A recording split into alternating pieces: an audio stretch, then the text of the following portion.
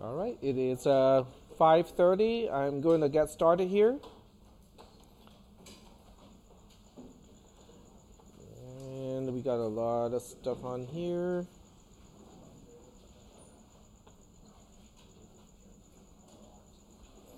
All right.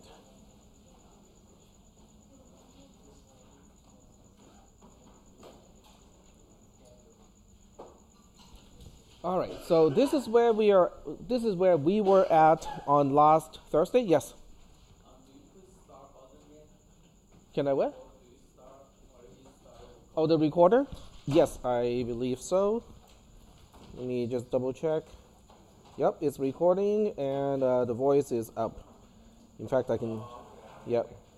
Yeah, you didn't get to see the whole window, but yes, it is on. But thank you for checking. All right, so last time we started to talk about number or value representation using a number, and we also talked about the base conversion. Remember, I gave you an amount, and you have to specify the number of each type of coins and bills and stuff like that. And I think we were able to do that, right? Okay, so that's kind of the general idea of base conversion. And this is how you figure out the value represented by a number. And you might look at this and go like, but there's no number here. I don't see a single number.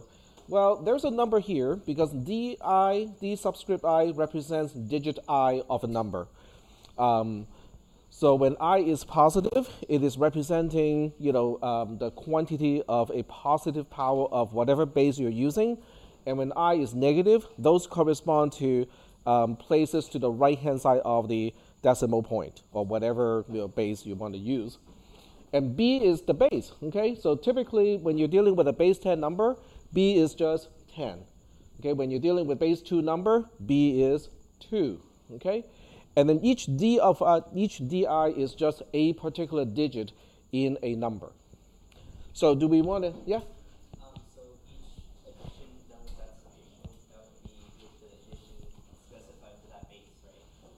Correct. So we can go ahead and start with an example, okay? So let's go ahead and start with an example, and I know what to use here, okay? Well, one of many ways to do it, but I'm just going to use Zerno. So I can just write here instead of using the whiteboard or the chalkboard. This may be the only classroom or one of the few classrooms left with a chalkboard instead of a whiteboard, but I'm way ahead. I don't even use a whiteboard because I can digitally write, on my tablet, and it's all getting recorded using the recording software. So you don't even have to copy this stuff down. I mean, if you don't trust my recording, setup, if you want to do your own recording using your phone or take pictures of, things that I have written, on the screen or whatnot, that's perfectly okay. I mean, I don't have a problem with that. Just make sure that I'm not in the picture. That's all I'm going to ask. All right. So we'll go ahead and start with, let's say, a base 3 number, okay? We like base 3 numbers. So we have 201.02, okay? So this is my base 3 number. And the way we indicate this is a base 3 number instead of a base 10 number is to use a subscript 3 in parentheses, okay? If it's a subscript, there's no need to use parentheses, but I'm just using both at the same time. So now we want to know, okay, so which one is D0? D0 is the one representing the number of ones. This is our D0. This is D1, this is D2, this is D negative 1, this is D negative 2, and so on. But then somebody will remember the equation or the formula that I showed you, goes from infinity to negative infinity. So what about those digits? Well, they're all implicitly 0, right? Because the most significant digits, you just have an infinite number of zeros on this side. Is that making any sense? But you also have an infinite number of zeros to the other side. So those digits do not really bother us. They do not really change the value that is being represented because they're all zeros. So we only want to focus on the ones that actually has a non-zero value, which in this case would be D2, D0, and D negative 2. So what is the value represented by this base 3 number then?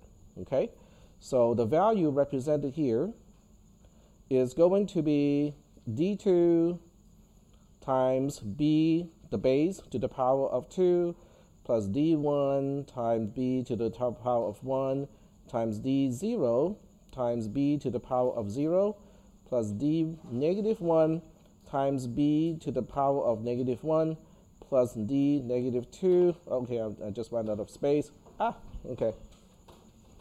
I just ran out of space here, so I'm going to continue on the next row, plus D negative 2 times B to the power of negative 2. Is that okay? Can everybody see how this is just an expansion of the sigma notation? We good? Okay. So now we plug in the actual digits in the base. D2 is 2. We're talking about this 2 here. Times, this is base 3, so it's 3 to the power of 2. D1 is a 0, so we just kind of ignore that term. D0 is the 1 here, times 3 to the power of 0, plus D negative 1 is also a 0 because it's referring to this particular 0 here, so we kind of ignore that.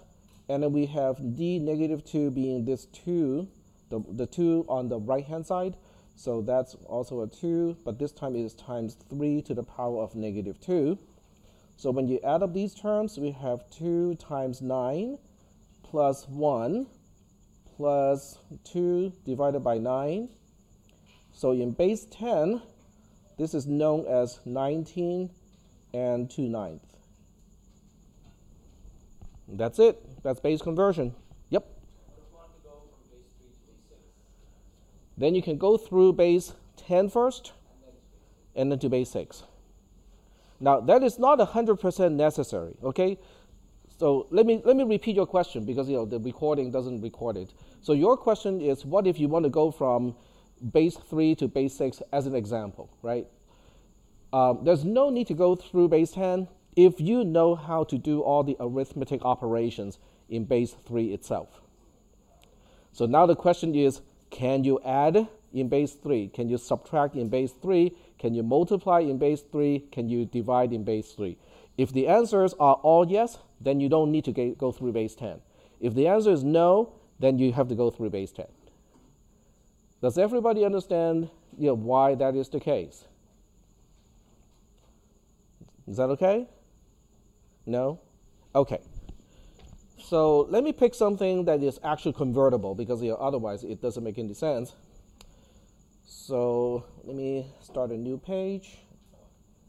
Actually, let me minimize the other stuff first because otherwise if I click on it accidentally, it's going to change the view. And I will.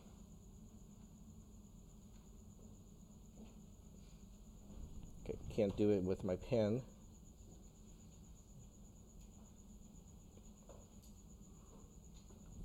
The cricket is pretty loud here, and it's annual as well. It comes back year after year after year. Probably different generations, but.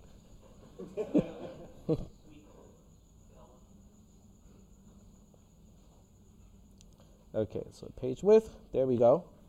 All right, so I'm going to add a new page after. Okay, there we go. And I'm going to move some stuff here out of the way so I can actually line things up better on the podium. All right, so we'll go ahead and start with another example, okay? So let's talk about base 4, okay? So I'm giving you a base 4 number to begin with.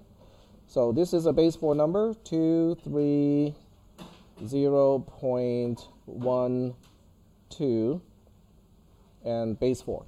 Okay, and what I want to do is to convert this into, let's see, what base would be good here, to base 2. Okay, so I want to convert this to base 2. So the question is, Well, what do I mean by converting into base 10 first, using base 10 as an intermediate base as opposed to not using base 10 as an intermediate base? Okay, so which one do you want me to do first? Using base 10 as an intermediate base or not using base 10 at all? The latter? Okay, let's put it to a vote. Option 2, okay, people who want to go for option 1, going through base 10 first. Okay, and people who want to go straight to base 2 without going through base 10. That's actually the majority. But I will do both. Okay, it's really just a sequencing kind of thing. Okay, so it doesn't matter which way, I will show you both ways. Okay, what is the equation again? To derive a single digit of a different base given a value? Do you guys remember in the notes? Yep. So v divided by b to the power of whatever the digit is. Take the floor of that, which is basically just truncating, and then do a mod with b. Okay. So we now have v represented as a base 4 number, okay? And we're going to go convert straight to base 2. So we'll pick a digit first, okay? Which digit do you guys want me to work with? Because the base 2 has several digits. Digit 3, okay? All right, so we'll choose digit 3, so I equals 3. So now we have v, which is 230.12 in base 4, divided by b, which the new base, which is 2, right? 2 to the power of 3 is 8. But because I'm doing the division, okay, so right now we have a problem because b is, well, I suppose this will work too, because b is 2, and it's 2 to the power of 3. Take the floor of that, and then we want to do a mod with b, which is also 2. Is that okay? Does that look familiar to you? Okay. So now the question is, how do we do the division? Well, before we do the division, don't you think we have to figure out what is 2 to the power of 3 in base 4? Because we're trying to do everything in base 4. So what is 2 to the power of 3 in base 4? 20. Okay. So 2 to the power of 2 is 10, and then times 2 is 120. So you're correct. It is 20 in base 4. So we'll cross this out and say this is actually 20 in base 4. So we have to do a division in base 4. If you know how many of you remember how to do division in base 10? Okay. We have a surprisingly low number of people remembering how to do division in base 10. You know, I blame it on the computers and the calculators and the apps and the cell phones. Okay, so we'll go ahead and do this. In fact, we'll do it in base 4. So we have 230.12 as a base 4 number divided by 20 in base 4. Okay, and this is long division. Do you think, regardless of base, this is base 4 and this is base 4 too, so they are the same base. So regardless of the base, do you think 20 is greater than 2? Does it matter what base we are talking about? Not at all, right? Are you sufficiently convinced that 23 in base 4 is greater than 20 in base 4? Yeah, okay. And are you convinced that there's only one 20 in 23? Okay, well, then we'll do it like this. 23 minus 20 in base 4, are you convinced that it is just 3? Okay, so far we don't have anything too tricky. So we have a 30, right? Are you convinced that there's 1, 2, 4, 20 in base 4 in 1, 30 in base 4? Yes? Okay. All right. And after the subtraction, we have, are you convinced that we have 1, 0 as a remainder? Cool. All right. So we have 1, 1 over here as our quotient. And the rest is just going to be the fractional part, which I don't care. Because this number here, 1, 1, blah, blah, blah, is really what is going into the floor operator. So which means I'm just going to toss away. I'm going to throw away the fractional part anyway, so I'm not going to spend my time to calculate it. Is that okay? So now we have 1, 1 in base 4 within the floor operation. So we have 1, 1 in base 4 in the floor operation, and then we have a mod 2. Okay? Go like, well, what is that going to be? What do you think? It's a division, right? Because a mod is the remainder of a division, right? So even though I know what the answer is going to be, just because I know how base 4 relates to base 2, I'm going to go through the calculation just so that we know how to do the division in that particular base. So now we have another division, which is 1, 1 in base 4 divided by 2 in base 4. And, oops, keep touching the other window a little bit. Let me make this screen a little bit bigger so it won't cause that problem. Quick question. Yeah. I thought the 2 is in base 2 still, because we converted the bottom. You cannot have a 2 in base 2. That's right. The 2 has to be in base 4. I made that mistake last time. Okay, so I think we are fairly convinced that there's no 2 in 1, right? 1 is less than 2, regardless of the base. Okay, and 1, 1 in base 4 is going to be at least 2. But now the question is, how many 2's do we have in 1, 1 in base 4? Now that's a trickier question.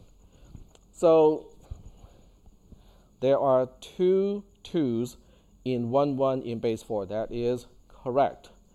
So let's check that out and see why that is the case. So here's a 2. 2 times 2 is not 4 in base 4 because you don't have 4 in base 4. So we want to represent the quantity of 4 in base 4. What is that going to look like? 1, 0. Very good. So we have 1, 0.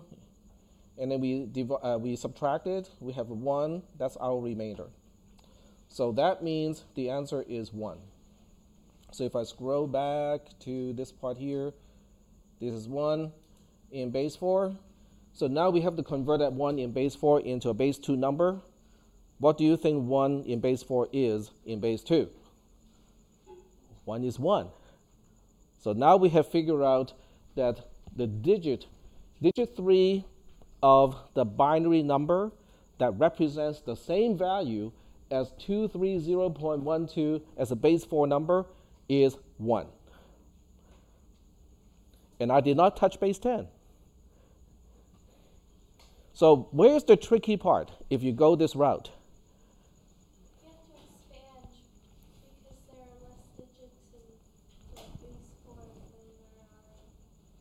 there are. There are exactly twice as many digits in base 2 compared to its base 4 equivalents. Okay, so we have many digits that we have to figure out, but we can just repeat this process again and again by changing the power of the base, right? So then the next one we try to figure out is 2, 2, 2 to the power of 2, 2 to the power of 1, 2 to the power of 0, 2 to the power of -1, -2, -3, and then -4. So that's a very repetitive process. But the key is I can do it. But the can part comes with an assumption that I can perform subtraction in base 4 as well as then division in base 4. Okay, we'll get to those later. Okay, we'll get to how to do arithmetic operations in base 2 specifically. How many people here feel comfortable? Let me answer your question first. Sorry to interrupt you.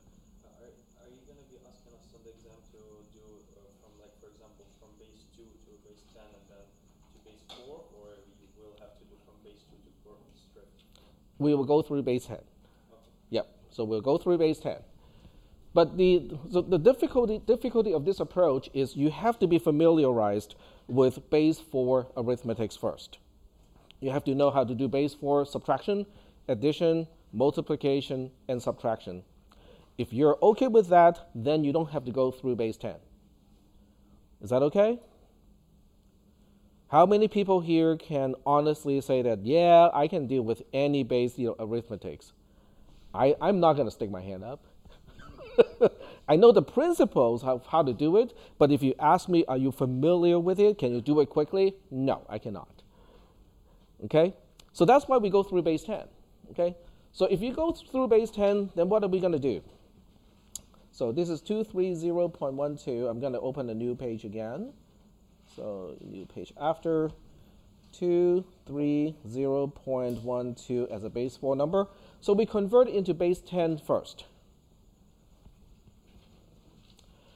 And converting something into base 10 is relatively simple, okay? Because what we need to know is this is controlling how many 4 to the power of 0. This is controlling the number of 4 to the power of 1, 4 to the power of 2, 4 to the power of -1, and 4 to the power of -2. Is that okay? So we just have to add up all of these certain quantities of powers of 4. 2 times 4 to the power of 2 is 32. So this, okay, my palm is drawing the straight line, which is actually at the right place. 3 times 4 is 12. That is not at the right place. This is 12.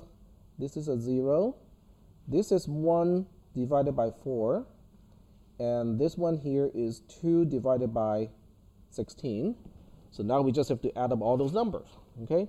So we have 32 plus 12, which is 44, plus, let's see. I'm simplifying, so it's 3 over 8, right?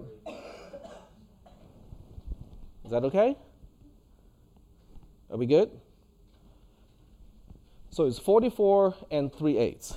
So now that we have a base 10 number, then we go to base 2. So now we convert base 10 to base 2. What is a base 2 number? A base 2 number, if you think about it, is no more than a bunch of quantities that says, oh, we need this power of 2, we need that power of 2, we need that power of 2, and then we need that power of 2. That's what a binary number is really specifying. So now you have to look at this number and say, how do I express 44 and 3/8 as a sum of powers of 2? That's the question. Well, then someone is going to point out and go like, oh, we almost got the answer already, right? 32 is a power of 2. 8 is a power of 2. 4 is a power of 2. 1 divided by 4 is a power of 2. 1 divided by 8 is also a power of 2. Is that okay? But that doesn't look like a binary number, so we have to convert it into a binary number. What is 32 again? What power of 2 is 32? 2 to the power of 5. Thank you. So it's 1, 0, 0, 0, 0, 0. That's 32. What do you think 8 looks like as a binary number? 1 followed by how many zeros? 3 zeros. Very good. That's 8. What about 4? 1, 0, 0. Okay? I bet you don't know how to express a quarter as a binary number. It's point what? 0.01. Okay? So we have a 0.01. What about the 8th? 2 zeros and then a 1. Add these all up. So we have 1, 0, 1, 1, 0, 0, 0.011 in base 2. That's it. So now we have just gone through both directions, converting from a number from a different base to base 10 first, and then from base 10 to, in this case, base 2. Yep. Could have just add all the numbers also and divide, right? Yep. There are several ways to do it. Yep. Yeah, binary numbers are nice because you can only have up to 1 of each power of 2. So there's no need to do division. There's only a need to do comparison. So are we good so far with the conversion between bases? Okay. because tonight's lab is about base conversion. Oh, great. We have Kevin over here. So I think it's a good time to take a break. We just did a conversion from base 4 to base 2. We did it once directly without going through base 10, and we did another one that goes through base 10. So did they get the if you rolled the world talk? Sorry? Did they get to talk about if you rolled the world, how children would love you because Not yet, because we have to get to binary arithmetics first. So this is Kevin Kirby, and he is he's with the Computer Science Club. He was the president of the Computer Science Club in prior semesters. So he's going to talk to you about the Computer Science Club, and just so you guys can take a few minutes of break from base conversion. I'm just going to write some stuff up here for you for later, but basically I'm here from the Computer Science Club to invite you guys to our meetings. We're holding them in Tech Ed room 311 this semester, which is the Design Hub, if anyone knows what that is. And it's on Tuesdays and Thursdays from 12 to 2. We're going to be doing some workshops this semester on various topics. Next week we're going to be doing Git. We want to make sure everybody's used to using GitHub. If you don't know what that is, you really need to come to our meetings because they're going to be asking you about it at job interviews. And you won't learn it in these classes here, so come to us and we'll help you out with that. Then we're going to also be covering cryptography, cybersecurity, Unity, and probably more things as the semester goes on. So feel free to stop by. I'm also going to leave something up here so you know where to get some tutoring. So the STEM Center is open Monday through Saturday. We offer free tutoring for any STEM classes, so that will include your computer science. And feel free to stop by. Like I said, it's absolutely free. Let's see, and it's in Portable Village, room 603. All right, anyone have any questions for me? All right, and I'll get out of your hair here. And that's... So are we going to have a debugging bee this semester? No, we do the debugging bee every other semester. Oh, okay, every other. Okay. Lines up with the Geo grant, we get some money for that. Okay. But we are going to be doing the planning stages for that. So we hold a contest every semester where we do, it's basically a debugging contest using Arduino boards. So if you're interested in being part of the planning for that, this would be the semester to get on. And we usually have cash prizes for the winners, and that'll help next semester. And we also have a barbecue at the end of the semester. Yep. TAC will make tri-tip for us. Everybody brings a little food. It's a good time. So yeah, I hope to see some of you there. All right. Thank you, Kevin.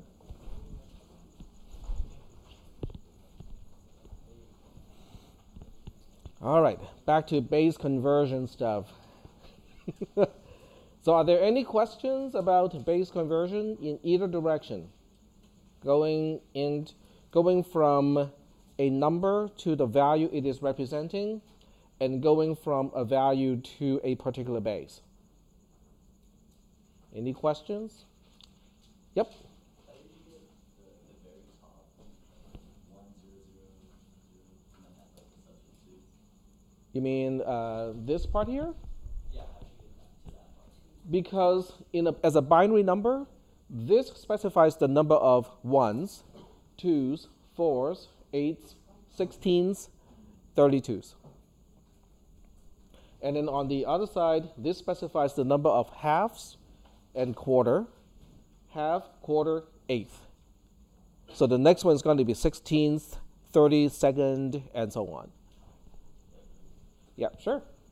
So the SAU units are actually very binary friendly because they're all expressed, the fractional part at least, they're all expressed as a quantity of some negative power of 2. So they are actually surprisingly binary number friendly compared to decimal numbers. Decimal numbers are not very binary friendly. So are we good so far with all of this stuff? So tonight's lab is going to give you, some exercise, of base conversion. I think there are only like 4 questions. You can do as many times as you want, and they will give you a different question each time. So, and it will keep the highest score. So even after you get 100% and you feel like, I think I need more exercise, just go ahead and do it again, okay? Because when you do it again, it's most likely going to give you different questions, so you have a chance to practice a little bit more. So are we good so far? All right. So I'm going to go back to the website here. So we are just done with converting a value v to a number in some particular base. And then we talk about binary numbers, which is basically just a special case of a particular base. So section 7 is kind of important, is how do we represent values in a computer? Because what do we know from the very first class, that a computer is made out of, or a digital computer that we are familiar with is made out of? What kind of components are we talking about? Transistors. Okay, very good. So what are the states of a transistor? On and off. Okay, so there are only 2 states that we care about. Okay, now it doesn't mean a transistor cannot be a half on or half off. Okay, transistors can be, they're valves. Okay, it's just like a faucet. Okay, you can turn it on all the way, or you can turn it on and just a little bit with a trickle of water. They can do that as well. Okay, and that's how we have amplifiers for audio stuff and whatnot. Okay. But in a computer, we only care about whether a voltage is high or low, whether a transistor is on or off, because this makes it very easy to copy stuff. Okay, because there's no need to say, oh, this transistor is almost 2/3 on. To copy the value, the other transistor has to be almost 2/3 on as well. That is difficult to do because transistors differ from each other. Okay, given the same gate voltage, they may not be turned on at exactly the same level. They can be off by a little bit. Okay, but if you only care about whether it's on or off, oh, that's easy. Okay, so the tolerance of a digital computer using binary number is very high. Okay, transistors do not have to be very consistent to get it to work. Okay, so inside the computer, we only have components that can represent one of 2 states. And yet, you guys are all familiar with base 10 numbers. So what kind of number, or how do you think numbers or values are represented in a computer? What base do you think a computer uses? Base 2. All right, exactly. Okay, a computer uses base 2 numbers.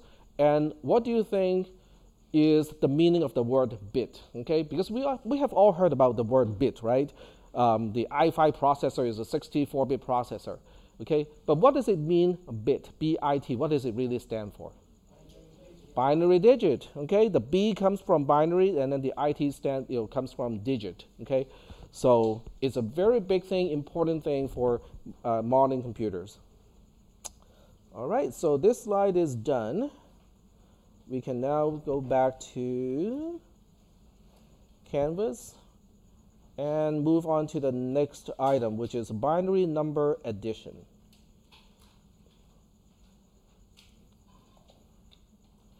And this is where I will,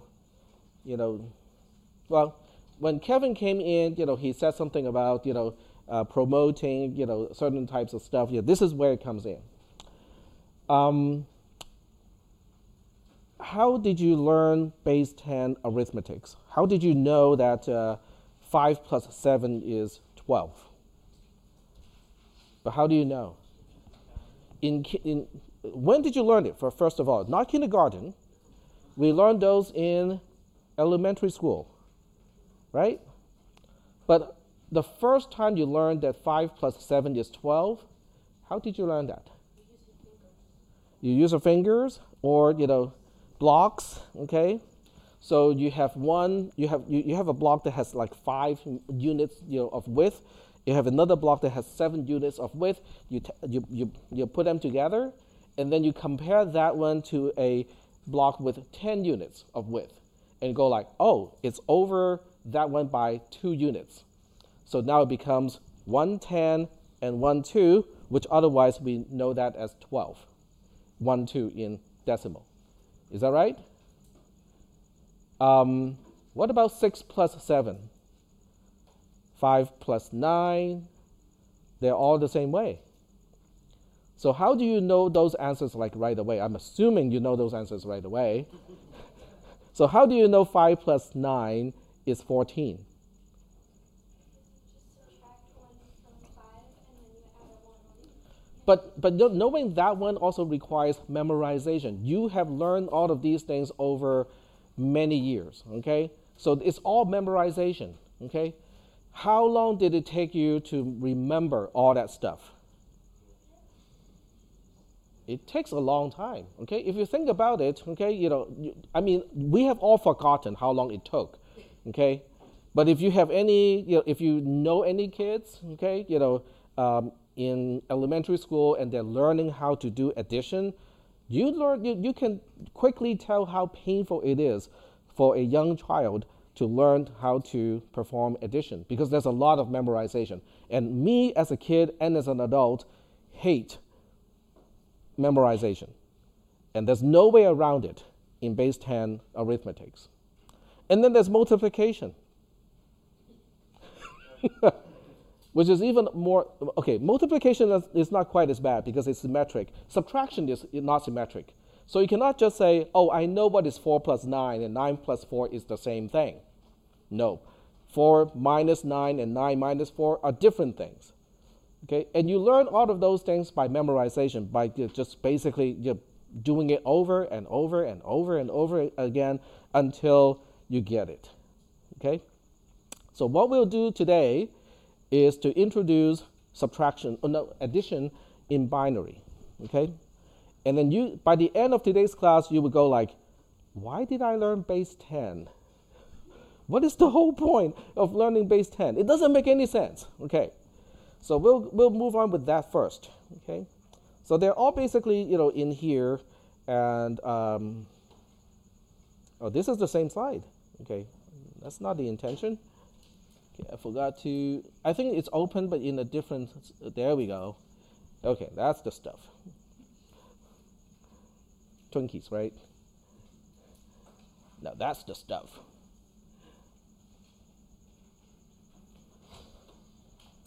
All right, so this is the whole thing. In binary addition, is anyone going to challenge 0 plus 0 is not 0 in base 2 because base 2 is different. If you have nothing and you add nothing to that, how much stuff do you have now? Nothing, right? Okay. Is anyone going to argue 0 plus 1 is 1 in base 2? Do you think 0 and 1 mean the same thing as 0 and 1 in base 10? As just a digit? Okay, same thing. 1 plus 0 is 1. Does anyone want to challenge that?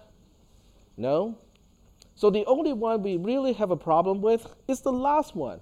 1 plus 1 is a 1, 0 in base 2. And why is that? Well, because 1 is as a quantity plus 1 as a quantity results in 2 as a quantity. But 2 as a quantity cannot be represented by 1 bit because 1 bit can only represent a 0 or a 1. It cannot represent more than 1. And 2 is just 1 more than 1. So it has to be represented as 1, 0.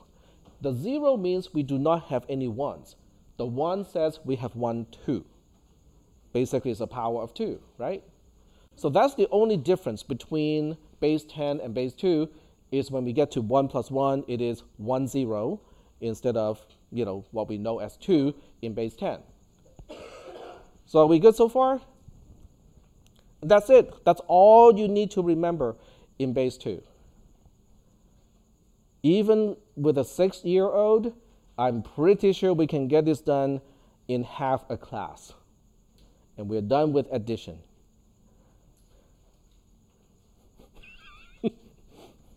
No one seems to be questioning, why did I learn base 10? That was so painful and so unnecessary. Because numbers become too long. Because numbers become too long. Then we can use base 16. It's easy to convert from base 2 to base 16 and the other way around. I mean, the only reason why we even start thinking about in base 10 is only because we got 10 fingers, which is very unfortunate. Hmm? Can't you do, can't you do base 12 with like with the little, the divisions in your finger? Yes, you can. And there are people who do that too. There are cultures, who make use of, different things. But the current, standard, SI unit is base 10, which is good in a way that it is a universal standard, but it's an awful universal standard. It's universally, awful. We'll make it that. We'll make that, declaration. So if you move on to here, okay, so this is basically, asking what is x plus y. Okay, so this table tells you, several things. So we got x and we got y, the two binary numbers that we want to add, okay? R is the result of the sum, and then C is the carry of the sum, okay? So let me give you an idea in base 10, okay? So in base 10, if x is 5 and y is 7, then the result is a 2, and then the carry is a 1. Is that okay? Does everybody understand? Can everybody differentiate between what is the R versus what is the C? So this is setting us up for multi-digit addition. Because in order to do multi-digit addition, you have to get the concept of carry into the whole concept. Is that okay? So with base 10, this table is going to be pretty long, okay? Because it's going to be a 10 times 10, which is 100 items, okay? Now you can say some of those items are fairly trivial, and then half of the items are the same because it's symmetric, but it's still a pretty long table.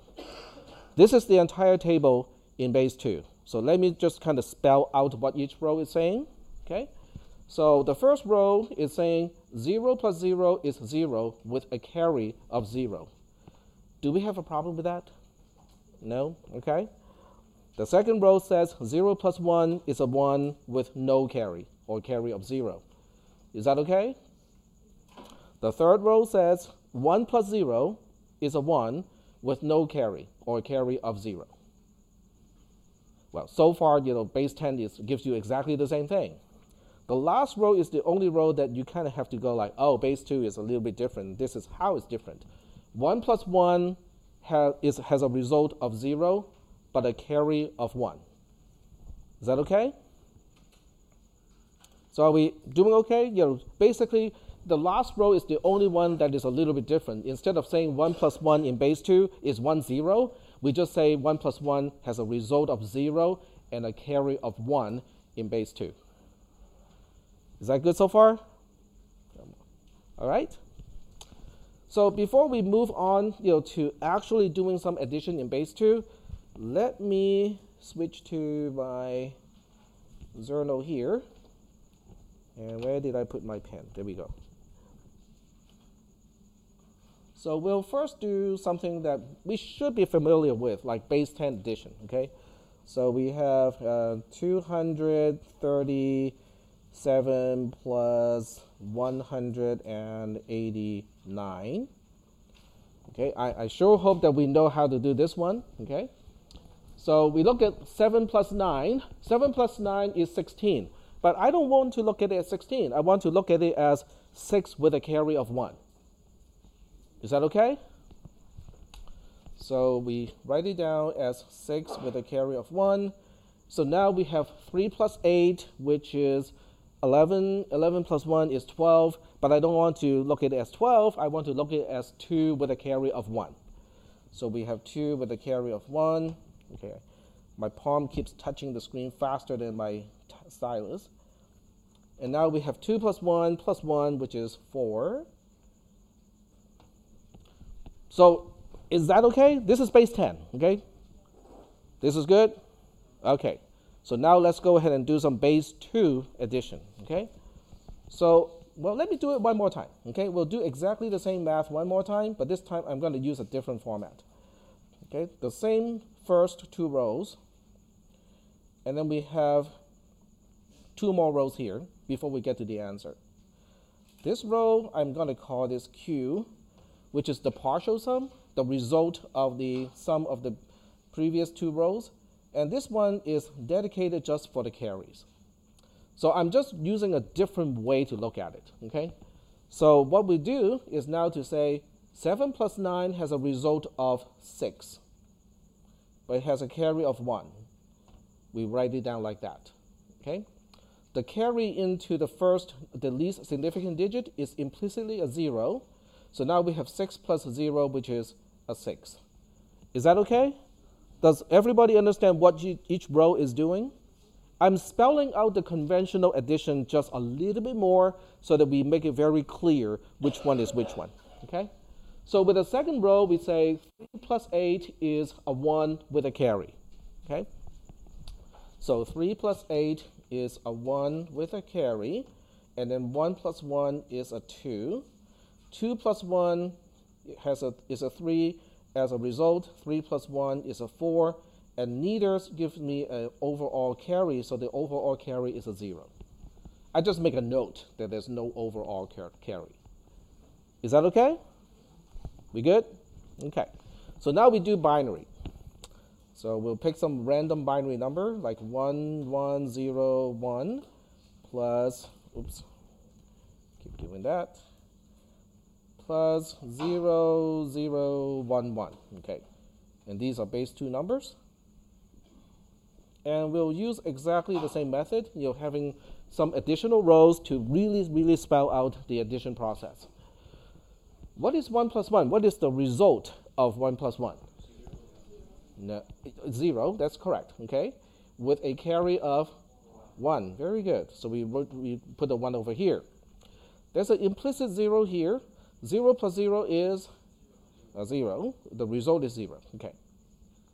Now we have a 0 plus 1, which is a 0 plus 1 is a 1, has a result of a 1. And then it has a carry of 0, okay? But I cannot write a 0 yet on the next column because guess what? This one, which is the result of 0 plus 1, and this one, which is the carry from the right-hand side column, this 1 plus 1 will give me a 0 and a carry of 1, okay? So we have to kind of remember there are 2 chances to give us a carry of 1. One chance is from the original numbers, the digits of the original number. The second chance comes from the partial sum, the Q row, and the carry. Because when we add those 2, we can potentially have a carry as well. So now we have 1 plus 0 being a 1 as a result. 1 plus 1 is a 0 with a carry of 1. I keep doing that. 1 plus 0 is a 1. 1 plus 1 is a 0 with a carry. So we have an overall carry of 1. I do not put that 1 over here because this is the operation of a 4-bit by 4-bit addition.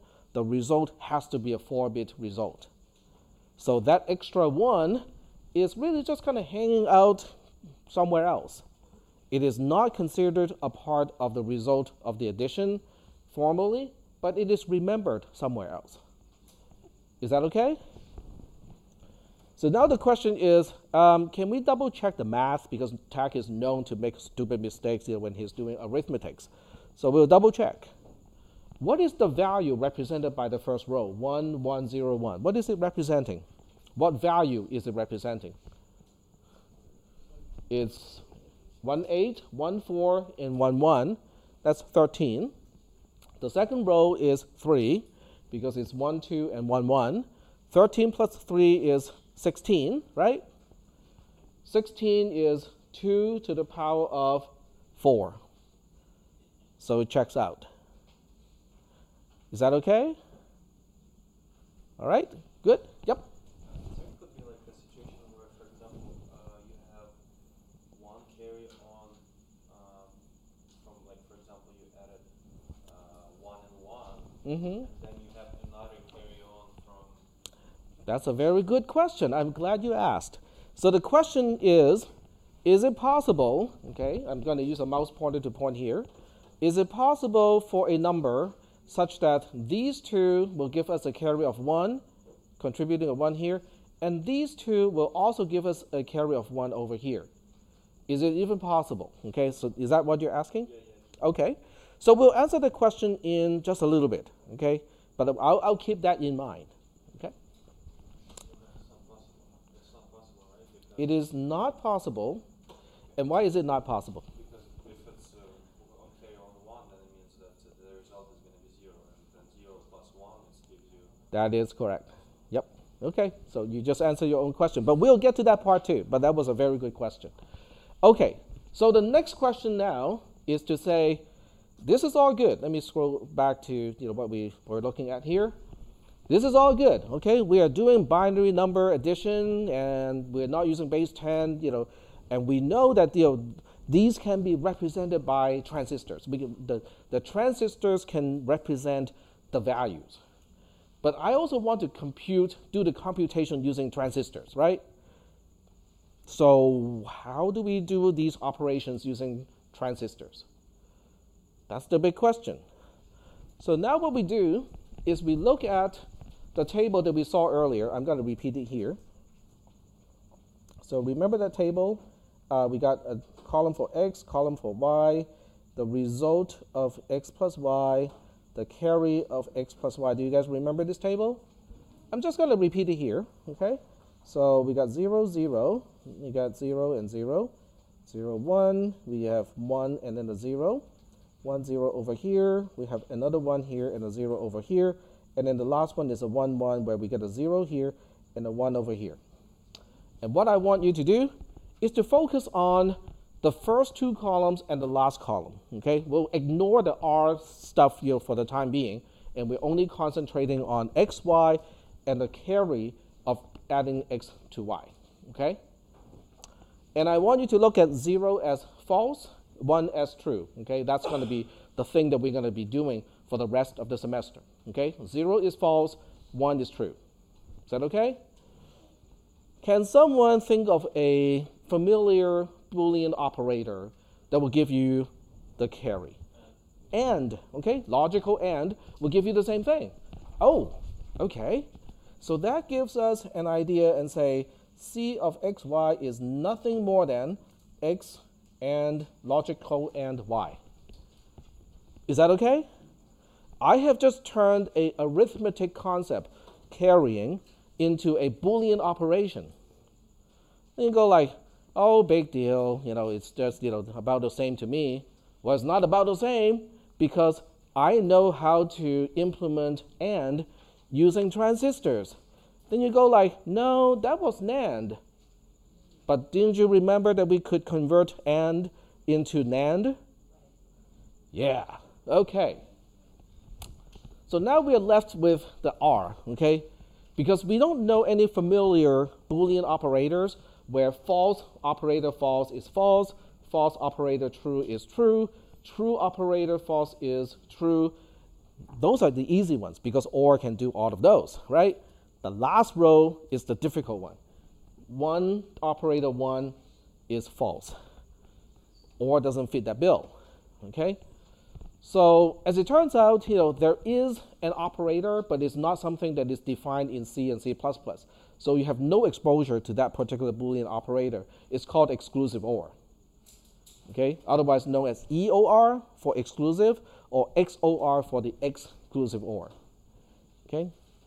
But let's say you don't know what is exclusive OR. Well, can we look at this using something that we can implement using transistors, and or not? Well, that's a way to do it. So Rxy can be defined as, I'm going to use a shorthand here. So it can be, well, okay, maybe not too shorthand. So we can look at it as not x and y, or x and not y. Is that okay? Are you guys convinced that this equation works? If you're not convinced, use a truth table. Okay, work out a truth table outside of class time to convince yourself that not x and y or x and not y is really the same thing as exclusive or at least it will give you this column. Okay. Can we do logical negation using the NAND gate? Yes. Can we do AND using NAND gate? Yes. Can we do OR using NAND gate? Yes. So that means we can use NAND gates to implement the result of a binary addition. Is that okay? Yes? All right. So we can use transistors to represent values in binary, but we can also use transistors to perform the quote-unquote arithmetic operations in binary for addition. Is that okay? That is cool. Okay? I mean, I'm teaching this class, okay? The first time, I worked out this math here, I go like, wow, that is really cool. Yep. Okay, so how do they put like 14 million, or I remember 14 billion transistors on like this big chipset? Because each transistor is only, 9 nanometers by 9 nanometers? That's how they can fit a lot of transistors into tiny little space. It's almost, interesting that, you know how engineers are not, exactly the kind who believe in magic, right? Okay? So I have to tell you this story because it is kind of interesting, okay? When I was a grad student, and that was a long time ago in the early 90s, okay, my roommate was an electrical engineer. And at the time, the transistor sizes, of the 386 processors were getting down to about a micron, okay, a little bit bigger than a micron, which is 1,000 nanometer, okay? And at the time, people say, it's not possible, okay? We cannot shrink transistors any further. 1,000 nanometer is the limit, okay? So, and because of that, my roommate had a call sign, we play a game called NetTrack, so he had a call sign of submicron, which basically means impossible, okay? And now, when you purchase a new processor, from Intel, what is the transistor size? Sub 9 nanometers. I think it's 7 now, actually. It's 7 nanometers on some of the processors that go onto cell phones. And 7 versus 1,000. And then you guys might say, but Tack, you're old, that's why. Okay? Well, but name another technology that went through the same kind of progress within the same frame of time. Okay? You pick up a car, okay, automobile, okay, internal combustion from the early 90s. You pick up a top-of-the-line car, internal combustion car from the lot today.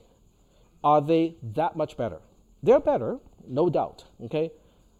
7 versus 1,000 is a 100-fold increase, okay, in terms of density, at least 100, okay? I'm just rounding it, okay? If you pick up a car from the lot today, I'm pretty sure in the early 90s, most cars have maybe 100 horsepower, okay? So when you pick up a car from a lot today, do they have 10,000 horsepower? Are they even close? I mean, we are looking at, a Corolla now has 180, close to 200. It's a 200% increase over the same amount of time, as opposed to not 100%, but 100-fold increase. That is the scale that we are talking about. No other technology has seen this type of transformation over this kind of time frame. So I want you to keep that in mind, because as you are staying in class, technology is moving fast, okay? So by the time you get your bachelor's degree, things are not going to be the same as today. Is it really going to be that much different? Maybe not, okay? But they will keep changing. There's no stopping it. So I want you to keep that in mind, because you need that mindset to succeed in computer science and related fields. Question? Well, just a thought, I guess. Right now, this is the way that we're learning about computing and digital devices, because our component can only have 1 or 2 states. Mm-hmm. So when we have a component that can have more states. That is going to be quantum computers. Right. So the next jump, or the next actual leap, is going to be quantum computers. When we have once we have a component that can hold more than 1 state, is that what's kind of like a hinge right now, I guess? On like keeping that. I've read a little bit about quantum computing, but I'm not entirely like So I'm just thinking in my understanding as far as this class goes right now, we're using binary and we're learning binary and we're doing this on and off state because our component is a transistor. And it's easy to just know if it's on or off. Correct. So I'm just thinking. I think that part is not going to change anytime soon. Just having two states to maintain is not going to change. You can have optical computers where you don't have transistors to act as the valve of electricity, and you have some other components as the valve of light, whether you let light through or not. So you can have different types of medium, but the fact that we only care about on off, is not going to change in the near future. Okay, so getting back to binary addition. So instead of looking at a specific number, so this time I'm going to present the number as individual digits, okay? So we'll have a number x3, x2, x1, x0, and we want to add it to y3, y2, y1, and y0.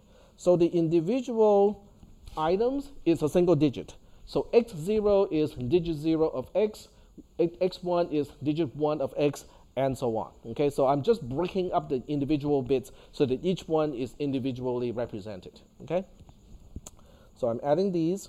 Okay, so if I name this one Q0, Q1, Q2, and Q3, okay, let me fix the horizontal line here. So what do you think Qi is? If I just take some I from 0 to 3, what do you think is Qi? What is the equation of Qi? We just looked at some of the earlier stuff today. This is the result of adding x and y, but we know that is exclusive OR, right? So Qi is really just all right. So Qi is xi and not yi, or not xi, yi. I'm using the multiplication as conjunction and the addition as disjunction. Okay, so keep that in mind. It's a shorthand, but it's a lot faster to write it this way. Are we good so far? Okay. So using that terminology, we'll say this is K0, this is K1, this is K2, and this is K3. These are the carries. So now the question is, how do I express a particular K where I is greater than 0? Because K0 is assumed 0, so it's not very interesting. But Ki is, well, a little bit more interesting. So who can contribute to Ki? It is the carry of xi minus 1, yi minus 1. That's one. What is the other one? Who else can contribute to Ki? These are the Qs. These are the Ks. So when you add a Q and a K, that can have a carry as well. Okay? So we have something else here. So we have Q, oops. So we have Qi minus 1, Ki minus 1 here. But how do we relate these two? Because this can contribute, this can also contribute. So what operator do I put here to combine these two? What Boolean operator should I use to combine these two? OR, okay? A simple OR, okay? Doesn't have to be exclusive OR, but a simple OR would do. Okay? So now we want to get to the answers, right? Actually, we care about K4 as well, so I'm going to just write it here, but it doesn't. It has the same equation, structure, but it has to be there. So we have the sum bits, S0, S1, S2, oops, S2, and then S3.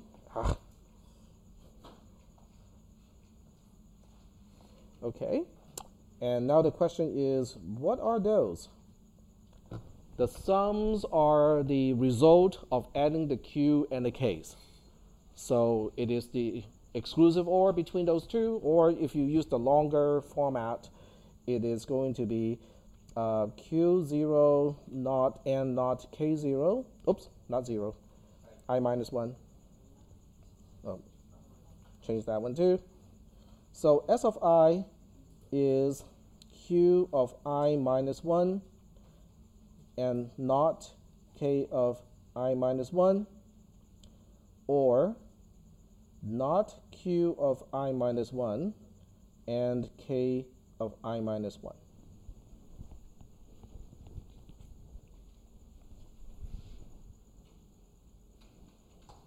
Why? Because of this. Because it really is just the R, the result of adding Q I minus 1 and K I minus 1. That is why. Yep. How does the x0, y0 is q0, x1, y1 is q1, and x2 plus y2 is q2? Say that one more time. So did you like add it together, x0, y0, which is q0, the result? Yes. Uh-huh. And then x1 plus y1 is q1? X1 plus Y1, the result of X1 plus Y1 is Q1. But that's without taking into consideration the carry from the previous digit. So that's why you have a second addition to also include the carry bit from the previous column. So there are two additions in each column. Is that okay?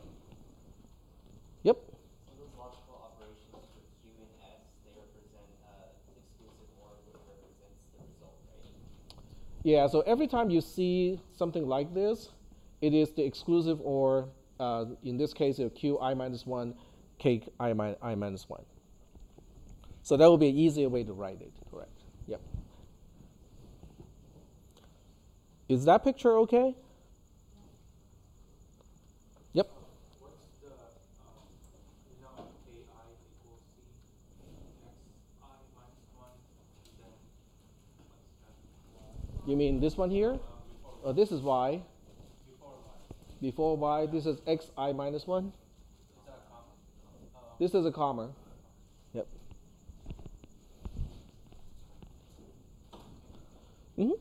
So are we good so far with these equations? All right. So in base 10, okay, in base 10 you still have the carries, just like in binary. In base 10 you still have the R, just like in binary. The only difference is in base 10, your R cannot be translated into a Boolean expression, okay? Your carry, okay, so Ki is not quite done because Ki actually is a lot easier than what it seems here. Because Ki, what is carry again? Which logical operation do we use to compute the carry? A logical AND. All right. So that means your Ki is really Xi minus 1 and Yi minus 1, or Qi minus 1 and Ki minus 1. So now we have boiled everything down to Boolean operations. The values can be represented in Boolean, which also means they can now be represented by the state of transistors. The operations can also be represented by Boolean operations, but we know all Boolean operations can boil down to NAND gates, and NAND gates boil down to transistors. So we can actually do everything using transistors, representing the values, doing the computation. Is that okay? I think that is profound, that we can link everything that we are doing now all the way down to transistors.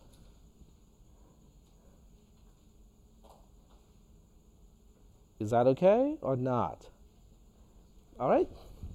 And that's basically what that module is all about. Okay, so if I go back to the module here, it looks kind of long, okay, multi-digit addition and so on. But if you read it, there's a lot of stuff here that is actually using base 10, because I want to remind you that we are doing pretty much the same stuff in base 10, except in base 2, we can use binary operations to perform some of those things. So that's the only difference. But section 6 throws a big wrench into what we thought is like, I thought we were done with binary addition. Not yet. Okay, let me take a look at the time. We got 10 more minutes. Okay, so when you look at all of these equations, the case, okay, so let's look at the Q's first. So we look at the Q's, which is just screwing up a little bit here. The Q's are pretty easy to compute, right? Because we can do the negation to all the Y's all at the same time. We can do the negation to all the X all at the same time. And then once we have all the X, the negations of X, the Y, and the negations of Y, we can then do the conjunctions all at the same time. And then once we have the results of the conjunctions, we can do the OR. So the Q's are pretty easy to compute, okay? Quick to compute, I should say. So no problem there. The K's is a problem. Why do you think the K is a problem? Let me highlight here why the K is an issue. This is Ki, okay? But in order to express Ki, it depends on Ki minus 1. So that means you cannot compute K1 until you know what K0 is. You cannot compute K2 until you know what K1 is. You cannot compute K3 until you know what K2 is. In general, you cannot compute Ki until you know what Ki minus 1 is. So now there's a linear dependency, right? What do you think is the impact to the circuitry when, if I know that a 32-bit adder is going to take X amount of time to finish the operation, how much time do you think a 64-bit adder is going to take? Twice as long, okay? That is not okay. Well, it's not okay when we know there's a faster way to do it. Okay? Is that okay? The concept is, yes, we could have stopped here. This is called carry propagation, by the way. So we compute K minus 1, then we compute K, then we compute K plus 1, then we compute Ki plus 2, I plus 3, and so on. Okay? We could have just settled with that because it is a correct solution, but it's a very slow solution. Okay? So we are not going to stop here. So in the notes in section 6, it says, but wait, there's more. So the there's more part is going to give you a derivation first. So I'm going to throw this out here. It doesn't mean that you have to know how to derive this, okay? But it does mean that you kind of need to know that it makes sense, okay? You need to understand the proof itself, okay? The one reason I throw this proof into the notes here in class is because I need to convince myself that it makes sense. Okay? Because if I'm not convinced that something makes sense, I cannot teach that. It's a problem sometimes, but I'm hoping that it is usually not a problem.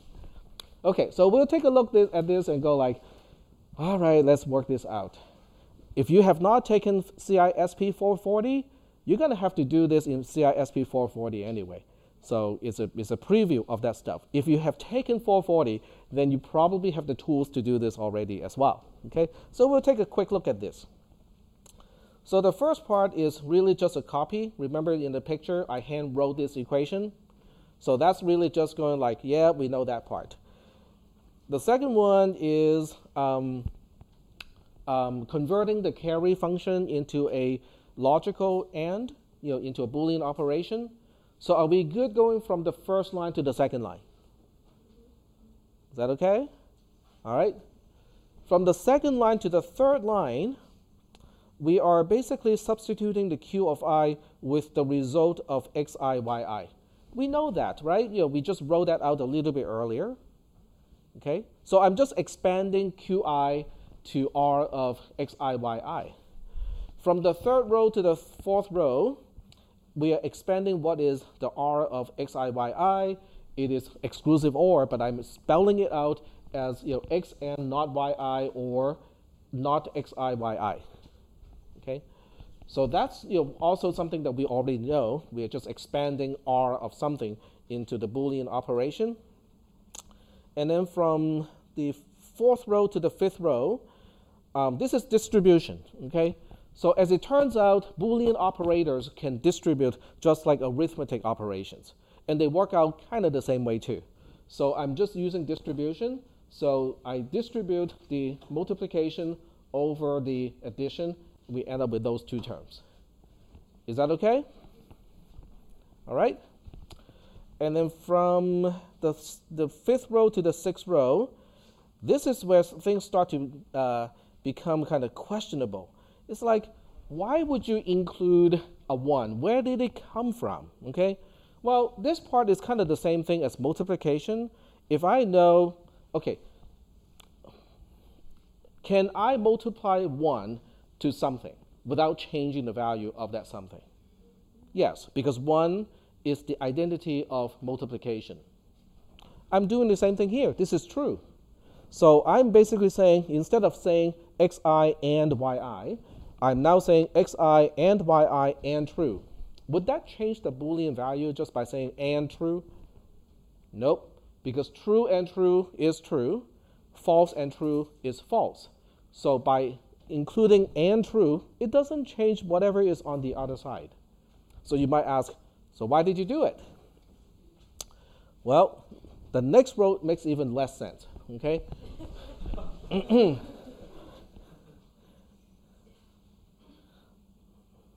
At least at first glance, okay? So I'm claiming xi and yi is the same thing as xi and yi and true. You go like, yeah, I can kind of see that.